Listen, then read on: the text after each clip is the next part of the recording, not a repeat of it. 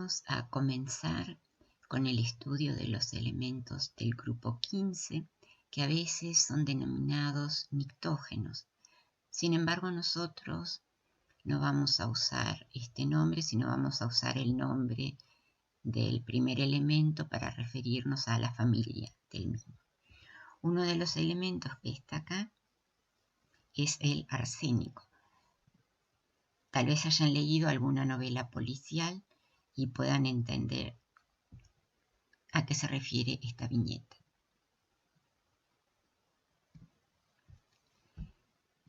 Los elementos del grupo 15 tienen una configuración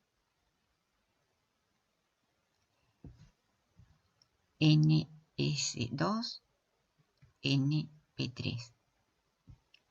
Y el primer elemento es un elemento conocido que nos está rodeando siempre nos está acompañando. Este elemento es el nitrógeno. Y en la capa de valencia la configuración electrónica es 2s2, 2p3. El próximo elemento que vemos acá es un sólido rojizo, es el fósforo. El próximo elemento es el que vimos en la viñeta, el que es tóxico, es el arsénico. Y los últimos dos elementos en las fotos, si observan, tienen cierto aspecto metálico.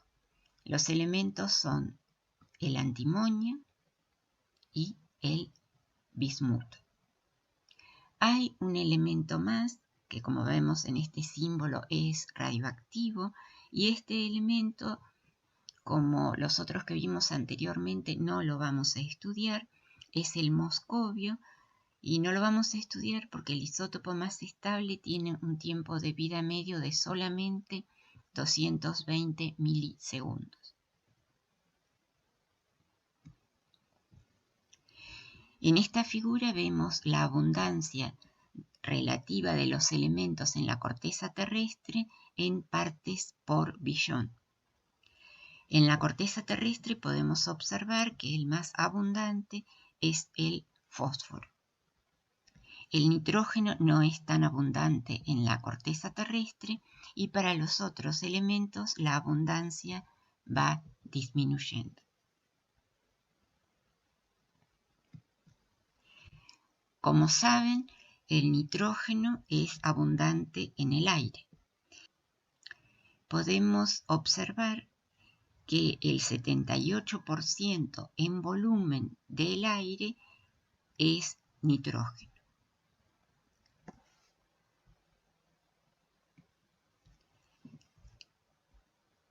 El nitrógeno tiene dos isótopos estables. El más abundante es el nitrógeno 14 y hay además un isótopo que constituye el 0,36% del nitrógeno natural, que es el nitrógeno 15.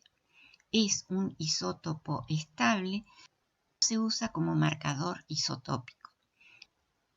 Es de esperar que, dada la abundancia del nitrógeno en la atmósfera, haya sido aprovechado por los organismos vivos. En el cuerpo humano tenemos aproximadamente un 2,6% de nitrógeno.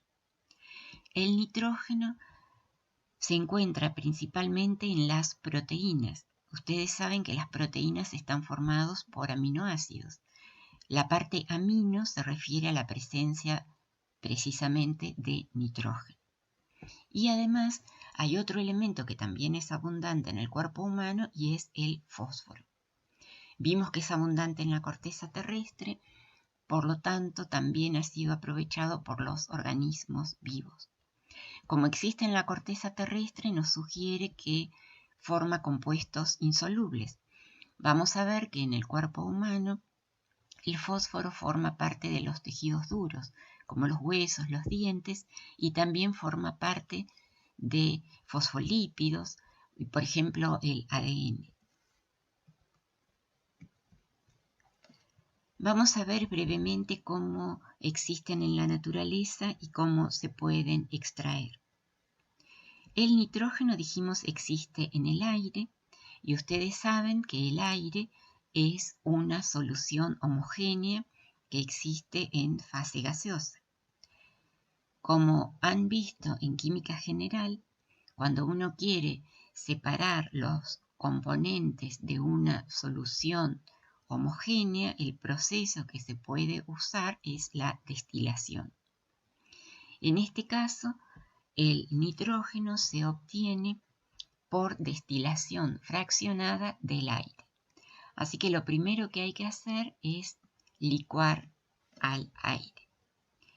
Una vez que el aire es licuado mediante compresión, o sea, se trabaja con equipos especiales que lo que hacen es comprimir el aire y de esa manera el aire se licúa. Una vez que el aire se ha licuado, se realiza una destilación y los mayores componentes del aire, como pudimos observar, son el nitrógeno y el oxígeno. El punto de ebullición del nitrógeno es menos 195 grados centígrados y el del oxígeno es menos 182 grados centígrados. Por suerte, no se forman azeótropos, así que se pueden separar en una columna de fraccionamiento. Y por los puntos de ebullición, el que se va a evaporar primero es el nitrógeno. El fósforo, dijimos que es abundante en la corteza terrestre y los minerales que contienen fósforo se llaman en general apatitas. Dependiendo del anión que acompaña a la apatita, tienen distintos nombres. O sea, por ejemplo, la apatita, que es un fosfato de calcio, si hay flúor, se llama fluorapatita. Y para obtenerlos, lo que hay que hacer es reducirlos con carbono. Ahora vamos a ver el proceso. En el caso del arsénico, el antimonio y el bismuto, no son muy abundantes en la naturaleza, como vimos, y son cationes blandos, por eso en general están combinados con azufre, formando distintos minerales azufrados a partir de los cuales se pueden obtener. En general se obtienen como subproductos en la obtención de algún otro metal que acompaña a estas menas sulfuradas.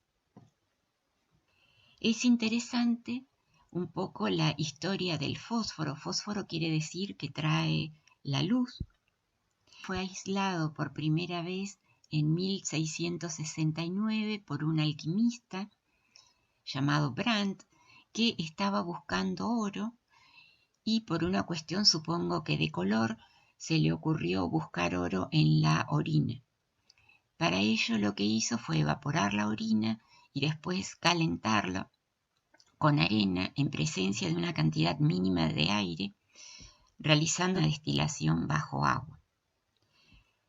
Como dijimos, el fósforo es un constituyente del cuerpo humano, así que de esa manera se logró aislar el fósforo y lo que obtuvo Brandt fue un sólido blanco que tenía la característica que resplandecía en la oscuridad y que ardía al aire.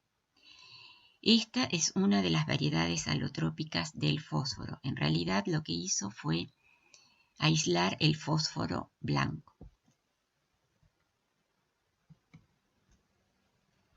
El fósforo actualmente no se obtiene a partir de orina, sino que se obtiene a partir de los fosfatos que existen en la naturaleza. Lo que se hace es al fosfato de calcio que esté disponible, o sea, la roca fosfórica calcinada, lo que se hace es calentarla a 1500 grados centígrados en un horno de arco eléctrico, empleando carbón y arena.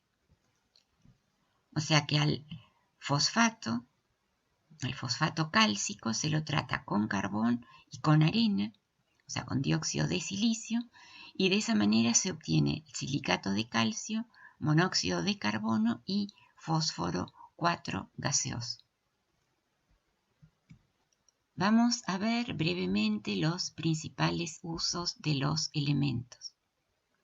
El principal uso del nitrógeno es en la obtención de fertilizantes. Para eso, previamente se debe sintetizar amoníaco. Se usan también en criopreservación y como refrigerante. Para eso se utiliza nitrógeno líquido, que ya vimos que tenía un punto de ebullición de menos 196 grados centígrados. Se utiliza el nitrógeno gaseoso como gas inerte. Se usa, por ejemplo, en la industria electrónica para obtener los transistores, en la industria de alimentos para evitar que los alimentos se descompongan, en el procesamiento de metales para evitar que se oxiden cuando se trabajan a altas temperaturas, en el refinamiento del petróleo, y se usa también en el laboratorio cuando se necesita una atmósfera inerte en la cual se eviten reacciones de oxidación. Van a ver, es muy común en el laboratorio, en la universidad, hay en varios laboratorios nitrógeno. Se pueden imaginar que también se debe a que es relativamente barato. Se usa en la obtención de plásticos, de pigmentos, de explosivos. Por ejemplo, la nitroglicerina es un explosivo que tiene nitrógeno. Esta es la fórmula. Y también el TNT, que es el trinitrotolueno, es otro explosivo. Y como dijimos, es un elemento esencial, forma parte de aminoácidos, de proteínas, de ácidos nucleicos. El principal uso del nitrógeno es para la producción de amoníaco. El nitrógeno, si bien es abundante en la atmósfera, existe en una forma muy estable, que ya saben ustedes es la molécula diatómica de nitrógeno, que como vimos en la clase de enlace químico, tiene un triple enlace. Hace falta mucha energía para disociarlo. ¿Cómo ha sido la evolución de los organismos vivos? Bacterias que existen en nódulos de las raíces de plantas leguminosas, como por ejemplo la soja. Tienen una enzima que se llama nitrogenasa y es una enzima que tiene molibdeno. Se podrán imaginar, nosotros los seres humanos no tenemos nitrogenasa que nos permita realizar esta fijación de nitrógeno. Estas bacterias, entonces, que existen en las plantas leguminosas, fijan alrededor de una cantidad equivalente a 10 a la 11 kilogramos por año de amoníaco. El problema es que se necesitan compuestos de nitrógeno para fertilizar la tierra y producir alimentos. Por esa razón, actualmente se produce una cantidad similar a la producción biológica por una vía industrial. Acá vemos una foto de las raíces en las cuales se realiza la fijación biológica de nitrógeno y esto es una foto de una planta industrial. Usa aire y usa gas natural. El gas natural, como ya vimos, es la materia prima para obtener hidrógeno. Y se utilizan altas temperaturas, altas presiones y catalizadores de hierro y de molibdeno. ¿Por qué fue un desafío producir amoníaco? Porque hay una serie de problemas químicos que fueron muy difíciles de vencer a principios del siglo XX. La reacción es un equilibrio homogéneo, o sea que tenemos moléculas gaseosas de nitrógeno, moléculas gaseosas de hidrógeno que están en equilibrio con el amoníaco gaseoso. El problema es que esta reacción en la cual hay que romper triples enlaces y enlaces en las moléculas de hidrógeno, que también vimos que tenía una alta entalpía de disociación de enlace, Eso implica entonces que la reacción a temperatura ambiente es muy lenta. Por lo tanto, para que la reacción sea una reacción que se pueda aprovechar a nivel industrial, hay que trabajar a altas temperaturas. ¿Cuál es el problema? El problema es que la reacción es exotérmica. La entalpía de reacción es menos 46 kJ por mol de amoníaco producido. Por lo tanto, si la reacción es exotérmica, cuando aumenta la temperatura, ¿sí? Si aumenta la temperatura, entonces, por aplicación del principio de Le Chatelier, el equilibrio se desplaza hacia los reactivos, por lo cual disminuye la cantidad de amoníaco producido. En este caso hay que encontrar la mejor situación en la cual se aumente la producción a una velocidad razonable. La reacción además implica, si miramos en el equilibrio, de este lado hay 4 moléculas en fase gaseosa y de este lado hay 2. La reacción conlleva una disminución en el número de moléculas gaseosas. Por lo tanto, si se aumenta la presión, la reacción ahora se va a desplazar hacia los productos. Por esa razón es que se trabaja a altas presiones y a altas temperaturas, a pesar de ser una reacción exotérmica.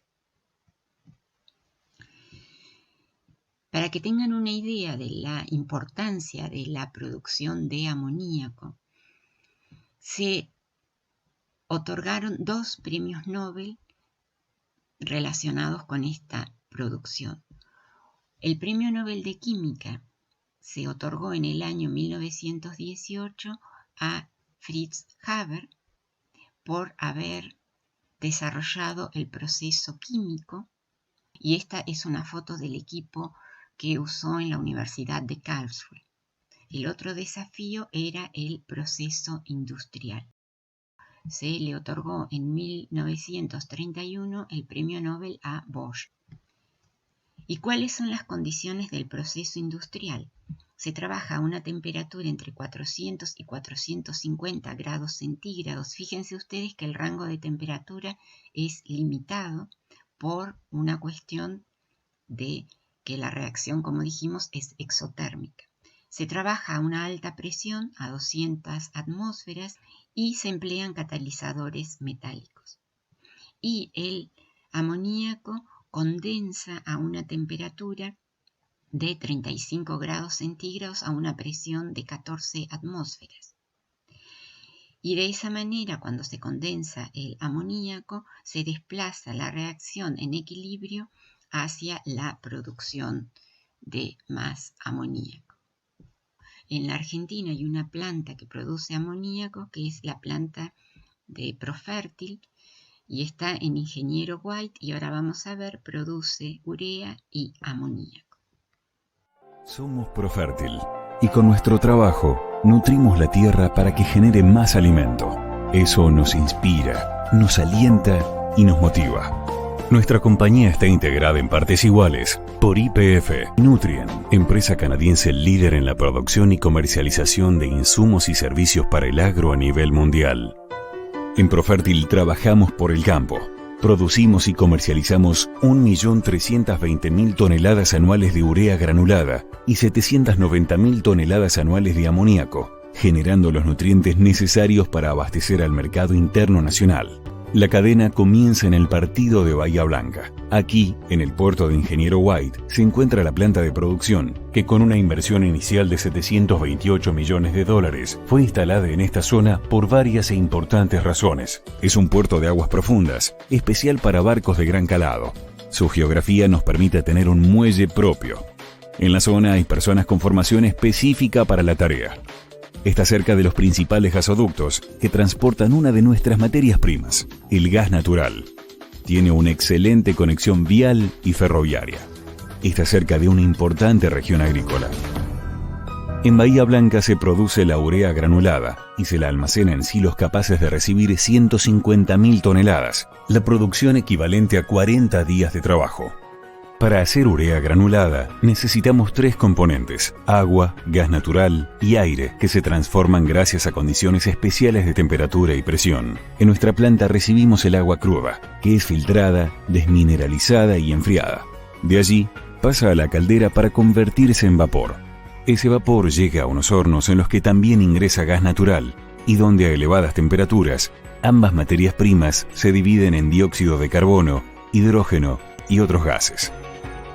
Luego, el hidrógeno pasa a un equipo que lo combina con el nitrógeno proveniente del aire y lo convierte en amoníaco, NH3. Parte de este amoníaco se utiliza para producir urea. El resto se comercializa para diversos usos, por ejemplo, como refrigerante y como materia prima en las industrias de cosmética y de limpieza. El amoníaco que utilizamos para producir urea debe ser combinado con dióxido de carbono. El resultado es urea líquida, que se la pasa por procesos de concentración hasta tener la consistencia adecuada para ingresar a los granuladores. En definitiva, somos una empresa que toma un recurso que se usa generalmente para combustión, el gas natural, y le agrega valor transformándolo en nutrientes para la tierra. Gran parte del amoníaco es empleada en la síntesis industrial de ácido nítrico. Para producir ácido nítrico se emplea el proceso Ostwald desde el año 1910. Lo primero que hay que hacer es oxidar al amoníaco. En el ácido nítrico el estado de oxidación del nitrógeno es +5. En el amoníaco el estado de oxidación del nitrógeno es -3. El problema es que la oxidación no es una oxidación fácil que pase directamente del estado de oxidación -3 al +5. En un primer proceso lo que hay que hacer entonces es oxidar al amoníaco con oxígeno. Se trabaja a altas temperaturas, a 850 grados centígrados y a 5 atmósferas de presión en presencia de catalizadores de paladio y rodio. En esas condiciones se logra oxidar al nitrógeno, pero solamente hasta un estado de oxidación, si se fijan acá, +2. Entonces se obtiene el monóxido de nitrógeno más agua en estado gaseoso. El monóxido de nitrógeno es nuevamente oxidado, pero ahora en otras condiciones. Se trabaja a 250 grados centígrados y a 5 atmósferas. En esas condiciones se puede oxidar el nitrógeno a un estado de oxidación +4. Fíjense, nos vamos acercando poco a poco. El último proceso, ahora para obtener ácido nítrico, no es una oxidación, sino es una desproporción. Se aprovecha la menor estabilidad del estado de oxidación +4. El estado de oxidación, entonces, +4 a 50 grados centígrados y a una atmósfera de presión, sufre una dismutación o una reacción de desproporción. En este caso, dos especies que tienen el mismo estado de oxidación, en este caso estado de oxidación, como dijimos, +4, lo que hacen es sufrir una reacción en la cual una especie se oxida, o sea, pasa de un estado de oxidación +4 a estado de oxidación +5, que es el estado de oxidación que queríamos, el del ácido nítrico. Y otra de las moléculas que tiene estado de oxidación +4 se reduce nuevamente al estado de oxidación +2. Esto es así brevemente el proceso para obtener ácido nítrico. ¿Cuáles son los principales usos que tiene el fósforo? Nuevamente se emplea en fertilizantes. Además tiene usos en pirotecnia, en bombas de humo, en fabricación de acero y de aleaciones. Además se usa para fabricar fósforos, para fabricar detergentes. Se emplea en la industria de alimentos y como ablandador de aguas. Para eso se utiliza ácido fosfórico y fosfatos. Se ha utilizado para la fabricación de armas químicas.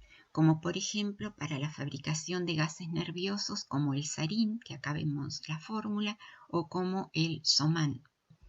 Estos gases nerviosos están prohibidos desde el año 1997, cuando se firmó la Convención para evitar la proliferación de armas químicas. Hay un link en la página de Química Inorgánica para que puedan leer sobre esto si les interesa. Los gases nerviosos como el sarín y el soman en realidad no son gases, son líquidos que se evaporan fácilmente y han sido usados, por ejemplo, el sarín en atentados. Hubo un atentado de una secta religiosa en Japón hace unos años. Lamentablemente todavía siguen existiendo. Además, el fósforo es esencial para la vida, es un componente de los huesos, de los dientes, de las membranas celulares, de los ácidos nucleicos y del adenosín trifosfato, que es el ATP. Sobre esto van a ver más en química biológica. De los compuestos del fósforo, uno de los que dijimos que tenía usos en la industria es el ácido fosfórico.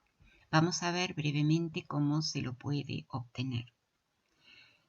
Para obtener ácido fosfórico, lo que se emplea es la forma en la que existe en forma abundante en la naturaleza, que dijimos que eran las apatitas. Entonces lo que se hace es tratar la fluorapatita o la hidroxiapatita con ácido sulfúrico. En esas condiciones, entonces, la fluorapatita en presencia de ácido sulfúrico permite obtener ácido fosfórico, sulfato de calcio y fluoruro de hidrógeno. La hidroxiapatita es el constituyente que tienen los huesos de los animales y de los seres humanos. En el caso del arsénico, el principal uso que tiene actualmente es en electrónica como dopante y para la producción de semiconductores y de vidrios. Para eso lo que se usa, dijimos, es el arseniuro de galio.